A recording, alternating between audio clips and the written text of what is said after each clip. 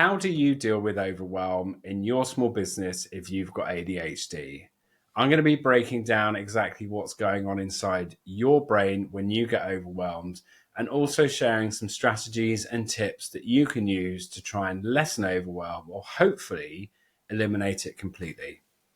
My name is Jeremy Jacobs. I'm a coach, mentor, and entrepreneur, and I've been running my own businesses for 20 years now.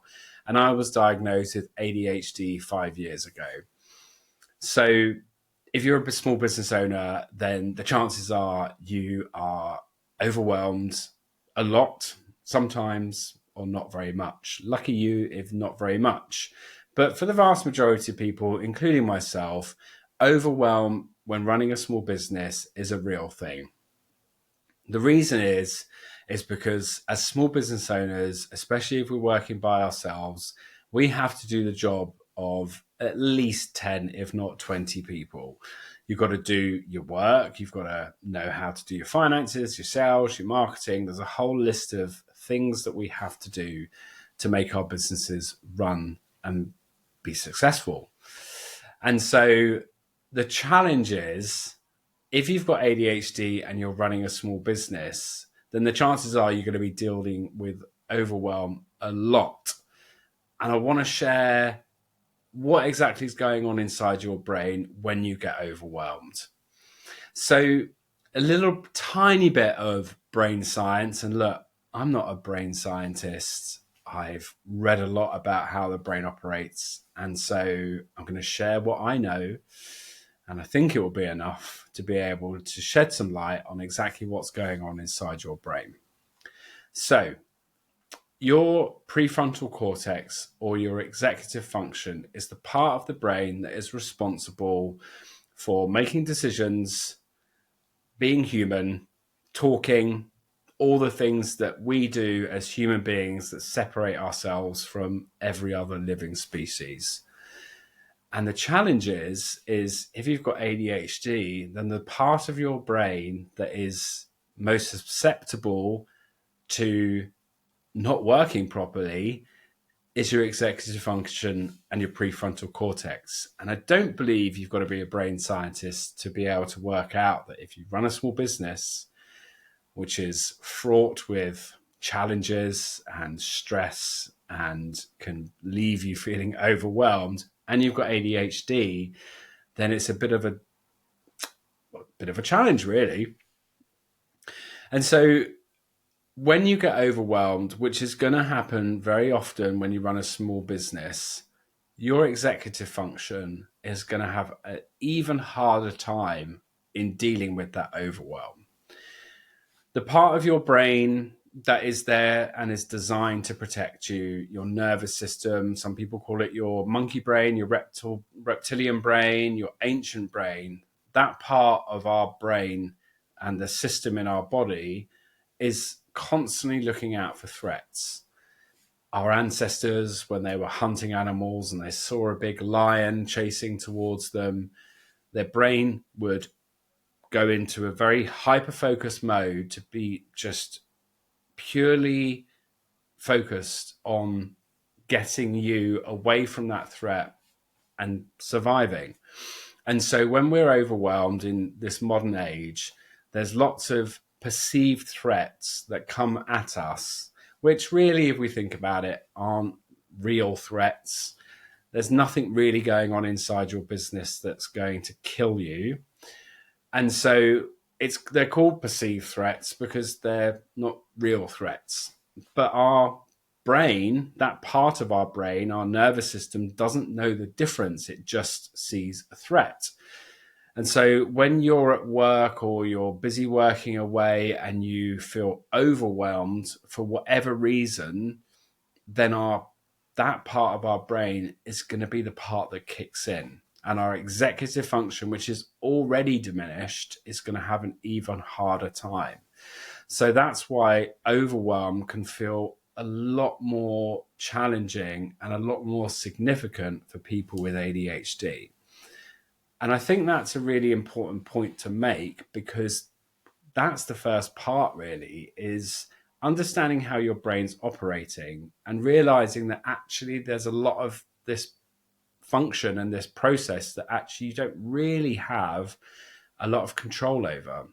So when you get overwhelmed, you're sat at your desk, you've got lots of emails coming in, you've got lots of tasks on your task list, you've got lots of people asking you for stuff, you're naturally going to become overwhelmed.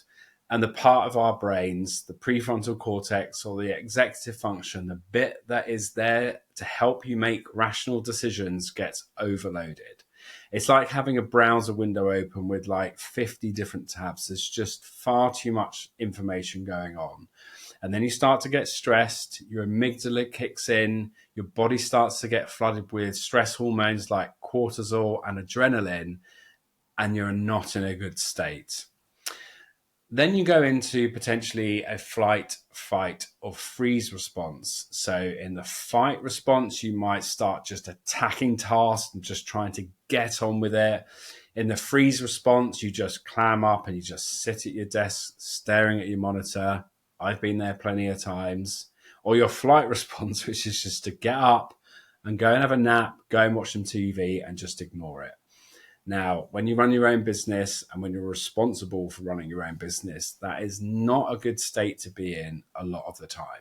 So what strategies and tips can we use to be able to deal with overwhelm when running a small business and you've got ADHD? The first thing that is the most important is you need to actually get yourself out of that situation.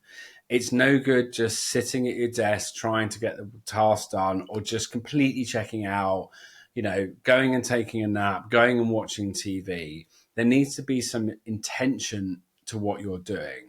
And really, you do need to take a step back from what you're doing and calm yourself down and actually bring your nervous system back into a state of calm.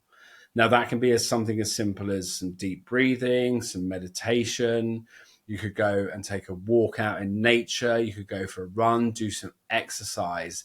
I think the biggest challenge for a lot of people is they feel like they should be working and they need to just keep at it.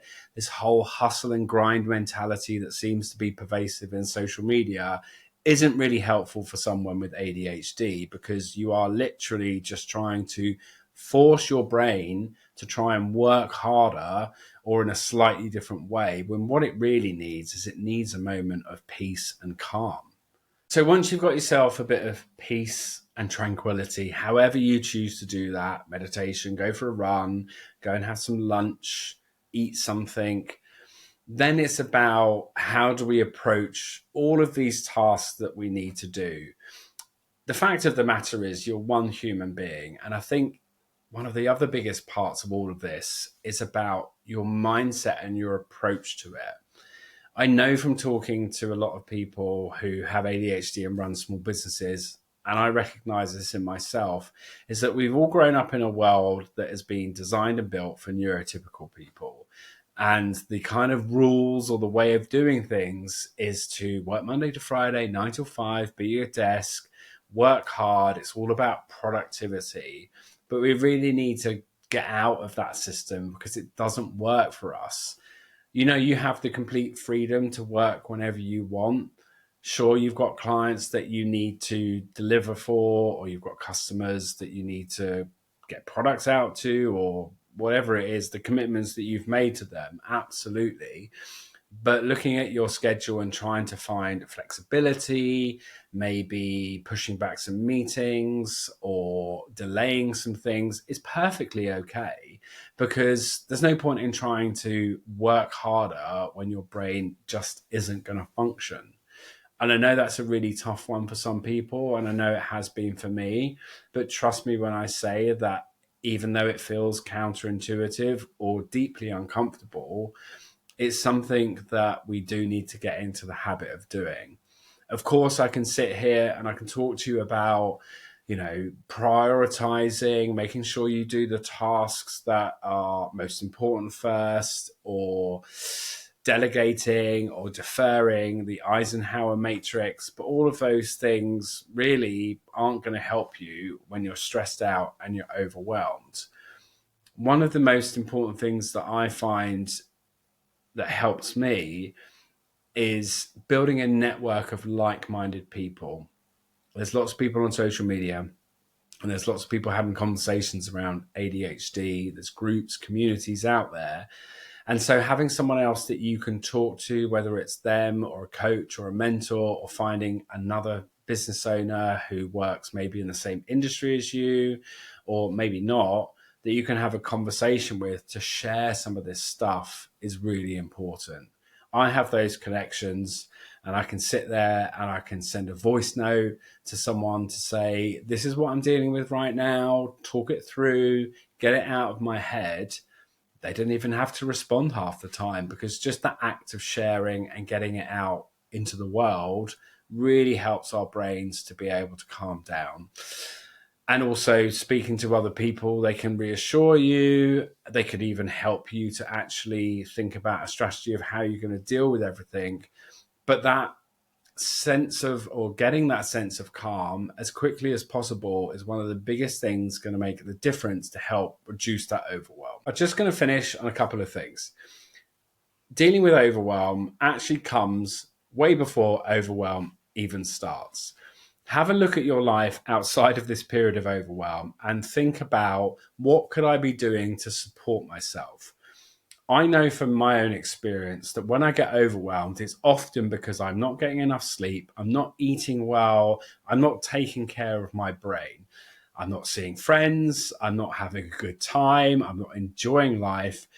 And there's so many different elements of that I need to keep an eye on. But the main thing really is trying to keep yourself from getting under-resourced, lack of sleep, lack of food, lack of exercise, whatever it is that you can do that is going to help keep you happy, healthy, and well rested, because that is one of the most important things for our ADHD brains. And above all else, please be compassionate with yourself. If you were diagnosed with ADHD in later life, or you might have only been recently diagnosed, I can be sure that there'll be some sadness, some emotions, some feelings around all of this, because growing up with undiagnosed ADHD is not fun. There's lots of questions about, what would my life have been like had I have been diagnosed earlier or got the support that I needed? And that does have an impact on our overall mental health. And so it's really important to have compassion with ourselves. And it's something that I practice as much as possible, and make sure that the people around me know what's going on in my life, so they can also give me compassion and understanding. But really, it does come down to us at the end of the day to give ourselves compassion. There's nothing wrong with you. You're a wonderful human being. You're trying your best with what you've got. And so above all else, just be compassionate with yourself.